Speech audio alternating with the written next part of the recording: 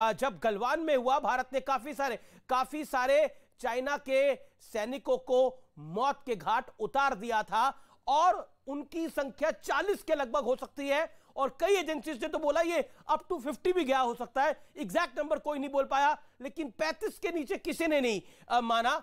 मेरे साथ RSN सिंह जुड़ रहे हैं इस समय, हमारे security expert. RSN Singh, Tawang में जो हुआ है घटनाक्रम, इस समय की जो ब्रेकिंग स्टोरी है 9 दिसंबर की रात को, उसे आप कैसे देखते हैं RSN? देखिए, अगर कोई ये सोच रहा हो कि एक बहुत बड़ा, अगर इसका कोई बहुत बड़ा स्वरूप होगा तो वो नहीं होने वाला। ये कैंपेनिंग सीजन नहीं है, पहली बात। दूसरी बात क्या है, आपको मालूम है लद्दाख में बिल्कुल हमारे लोग डटे हुए हैं और आपको मालूम है कि भारी मात्रा में हमारी सेनाएं वहां पे हैं लद्दाख में। ठीक है, eye ball to eye ball contact है और हम दुनिया की कोई ऐसी साजो सामान नहीं है जो कि वहां पे नहीं डिप्लॉयड है। तो इसलिए एक दूसरे फ्रंट पे थोड़ी, मतलब जाहिर सी बात है 3440 किलोमीटर लंबा ये लाइन ऑफ एक्चुअल कंट्रोल है। और अगर आप देखें तो ईस्टर्न थिएटर की हम बात करें, ईस्टर्न थिएटर में इतनी परेशानी नहीं होनी चाहिए, क्योंकि हमने तो वहां पे ईस्टर्न थिएटर में मैकमोहन लाइन की हमने पेशकश की थी, जो कि वो हमेशा नकारते रहे। लेकिन वो आपको 3440 किलोमीटर पे आपको हमेशा एक्टिवेट करके आपको रखेंगे। ईस्टर्न सेक्टर पर ही नहीं, जो सेंट्रल सेक्टर यानी कि जो यूपी में जो तिब्बत के साथ बॉर्डर है, वहां भी कुछ हरकतें होती रही हैं इधर, जो कि बहुत ही डोरमेंट सेक्टर। लेकिन जैसे RSN हम सब जानते हैं ये सर्दियों का मौसम है, तवांग एक ठंडा इलाका है, वहां पर अभी कोई भी अगर कोई भी और प्रयास होता है तो उसके बहुत बड़े साइड इफेक्ट है। ये चाइना भी समझता है और चाइना उसको भली भांति भी जानता है। क्या आपको लगता है कि चाइना ने कहीं ना कहीं वाटर टेस्ट करने का प्रयास किया है? ऐसा कई एक्सपर्ट्स का मानना है। नहीं, एक तो बिल्कुल आप देखिए, मैं आपको लोग इसको नहीं समझते हैं इस बात को। मैंने हमेशा कहा है कि जो हमारा इंडो तिब्बत बॉर्डर, मैं हमेशा कहता हूं, मैंने कभी इंडो चाइना बॉर्डर मत कही है। इंडो तिब्बत बॉर्डर जो है वो लिंक्ड है आपके इंडो पैसिफिक स्ट्रेटजी से। जब इधर कुछ होता है हरकत तो आपको डिफेंसिव में करने के लिए वो उधर कुछ कर देते हैं, ठीक है ना। ये पहली बात। दूसरी बात क्या है कि अब आप इस बात से भी नहीं, और बड़ी जिम्मेदारी के साथ मैं कह रहा हूं कि हमारे यहाँ जो पॉलिटिकल जो टाइमिंग है ना, वो चीन की हरकतें हमारे यहाँ के पॉलिटिक्स से बहुत जुड़ी हुई है इसको।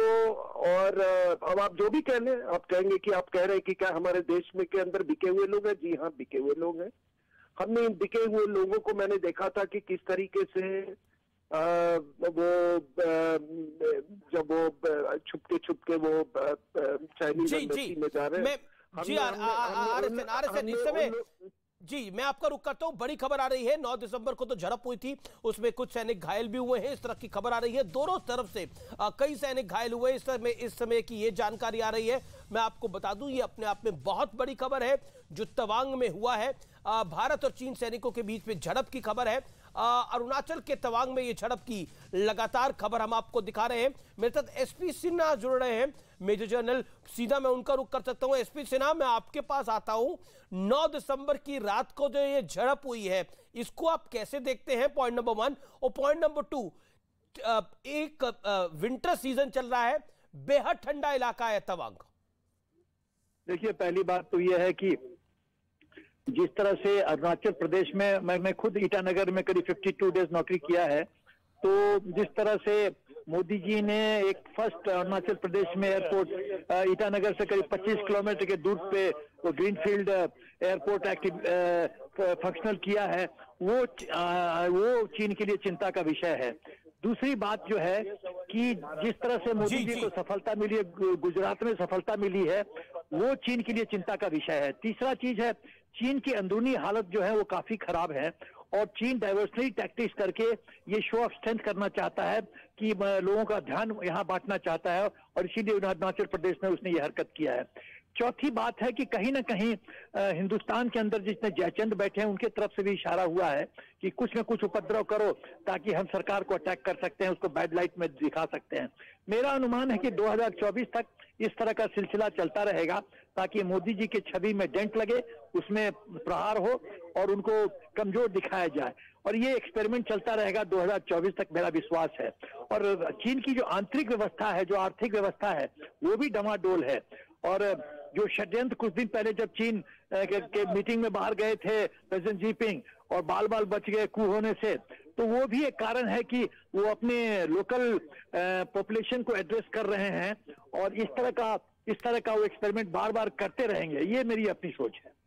जी क्या आपको लगता है कि ये जिस तरह से लगातार ये स्टोरी ब्रेक हो रही है, ये पूरा घटनाक्रम क्या बढ़ भी सकता है आगे? जैसे गलवान के बाद हमने देखा चाइना ने सॉफ्ट होते हुए समय लगाया, भारत ने भी सॉफ्ट होते हुए काफी समय लगाया। क्या आपको लगता है ये घटनाक्रम बढ़ सकता है, या फिर आपको लगता है कि अभी इसमें हम एक सॉफ्ट स्टैंड देखेंगे? क्योंकि गलवान में भारत ने बहुत हार्ड स्टैंड लिया था। देखिए, मुझे नहीं लगता है कि चाइनीज सोल्जर टफ सोल्जर्स होते हैं और वो हिंदुस्तान ट्रुप्स के सामने ठहर नहीं सकते, ये मेरा विश्वास है। और जिस तरह से ऑपरेशनल फ्रीडम मौजूदा सरकार ने, ये एक फैक्ट भी है कि चाइना ने हाल फिलहाल के अंदर बीते गत 50 सालों के अंदर कोई लड़ाई लड़ी नहीं है। भारत ने जबकि कई लड़ाइयां लड़ी हैं, तो कोई बड़ी लड़ाई नहीं लड़ी है चाइना के सैनिकों ने। दूसरी बात है कि चीन के सोल्जर्स 2 से 2.5 साल के लिए नौकरी करने आते हैं सेना में और वापस घर चले जाते हैं। तो 2 साल 2.5 साल में एक सिविलियन फौजी नहीं बन सकता। फौजी बनने के लिए 10, 12 साल, 14 साल चाहिए। तो ये चीन जानता है कि यदि उसने हार्ड स्टैंड लिया तो उसको मुंह की खानी पड़ेगी, तो उतना ही शैडो बॉक्सिंग करेगा जिसमें वो लाइमलाइट में रहे और यहाँ के जयचंदों का मकसद साध्य करता रहे, मेरा अपना अनुमान है। क्योंकि उसके अलावा वो कुछ कर नहीं सकता। जो आप गलवान की बात कर रहे हैं, गलवान में चाइना के 57 जो हेलीकॉप्टर 57 टिप्स लगाया था, तो एक हेलीकॉप्टर में 3 आदमी कैजुअलिटी वैक्सीन किया है, तो 57 into 3 कीजिए। लोग 35-40 की बात कर रहे हैं, मैं तो 100 से ऊपर की बात कर रहा हूं। ये फैक्ट है, लेकिन कोई न चीन मानता है, न बाकी मीडिया वाले दिखाते हैं कि ये सच है। लेकिन 57 टिप्स लगा था हेलीकॉप्टर का। लेकिन अब डिसएंगेजमेंट की भी खबर आई हुई है, लगातार हम उस डिसएंगेजमेंट की खबर को भी दिखा रहे हैं। मैं आपको व्यूअर्स को बता दूं, डिसएंगेजमेंट को आप कैसे लेते हैं? क्योंकि अगर डिसएंगेजमेंट की खबर आई है, फ्लैग मीटिंग हुई है, इसके क्या मायने हैं? As a pure security expert, your view. जरूरत है कि चीन की सोच क्या है। चीन की सोच है न्यूज क्रिएट करना, तो ये इंसिडेंट करके उसने न्यूज क्रिएट कर दिया, अपने जो जयचंद वहां हिंदुस्तान के अंदर को खुश कर दिया। मोदी जी को थोड़ा सा बैड लाइट में दिखाने की जो उसकी सोच है, उसमें वो प्रयत्न कर रहा है।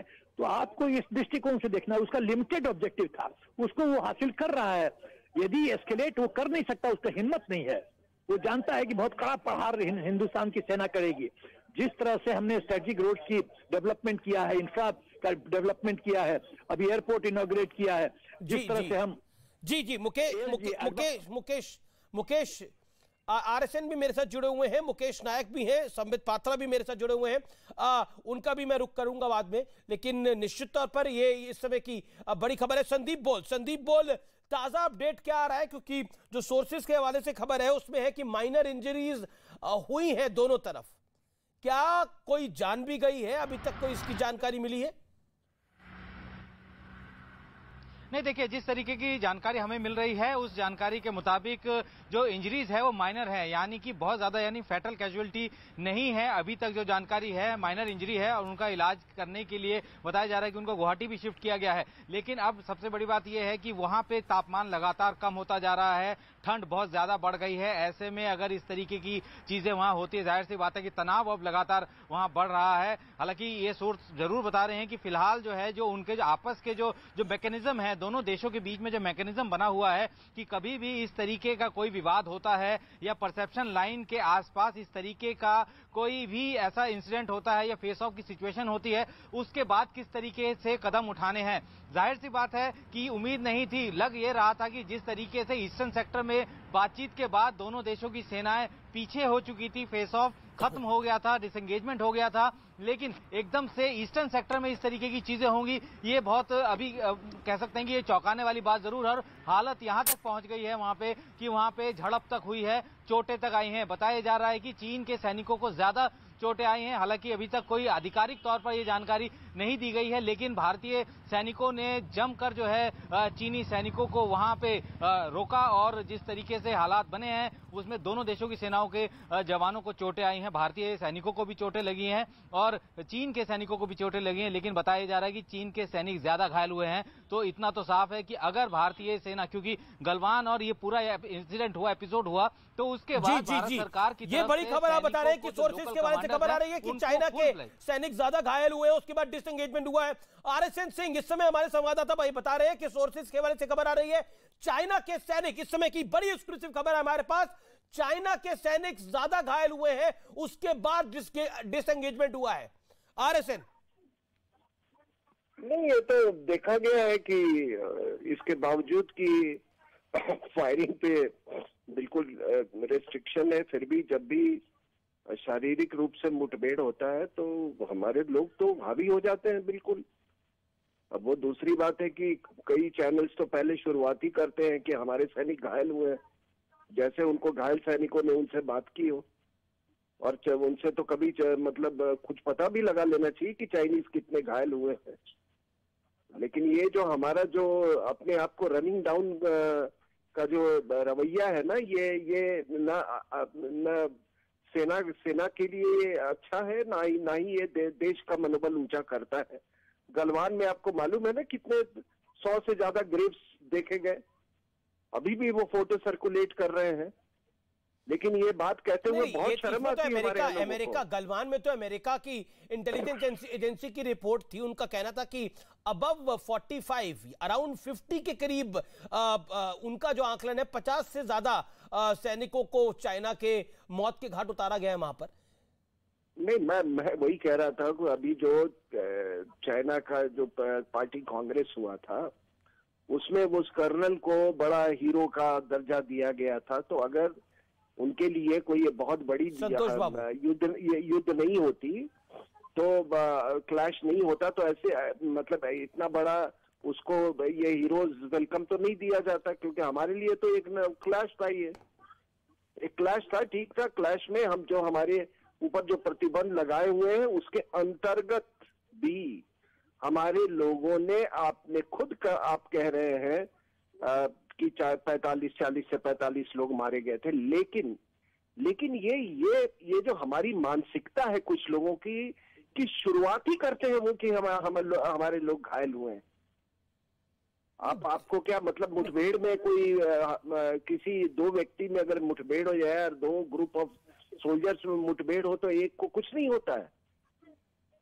मैं ये इस मानसिकता लगातार हम रिपोर्ट कर रहे हैं कि दोनों तरफ घायल हुए हैं। बात मैं नहीं कर रहा हूँ, आपकी बात मैं नहीं कर रहा हूँ, आप तो बहुत देशभक्त आदमी हैं आपके।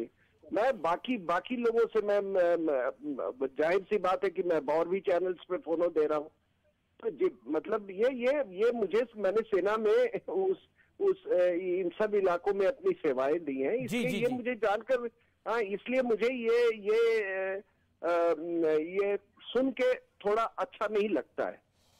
और जहां तक कि मैं आपको फिर से मैं आपको दोहराता हूं कि एक तो है स्ट्रेटेजिक रीजंस हो, टैक्टिकल रीजंस हो, मैंने आपको ये भी बोला, हाँ, लेकिन आप हिंदुस्तान के पॉलिटिकल क्लाइमेट को ऐसे चीजों से डिसएसोसिएट करके मत देखिए। बड़ी खबर है, सोर्सेस के हवाले से हम लगातार आपको बता रहे हैं। अरुणाचल के तवांग में झड़प की खबर है, लेकिन ये बड़ी झड़प नहीं है जो हमारे सोर्सेस कह रहे हैं, ये बड़ी झड़प नहीं है, एक स्कफल है, लेकिन घायल हुए हैं चाइना के सैनिक, ये भी हमारे पास जानकारी है इस समय की, ये बड़ी ब्रेकिंग स्टोरी है। और इस खबर पर लगातार हम बने हुए हैं। हम आपको बता दें कोई बहुत बड़ी सिग्निफिकेंट इंजरीज नहीं हुई है भारतीय सैनिकों को, जिस तरह की हमारे पास जानकारी इस समय आ रही है, और चाइना के सैनिक घायल हुए हैं। और साथ ही साथ अब सिचुएशन अंडर कंट्रोल है, फ्लैग मीटिंग हो चुकी है, डिसएंगेजमेंट हो चुका है, यानी we can say that situation is calm now.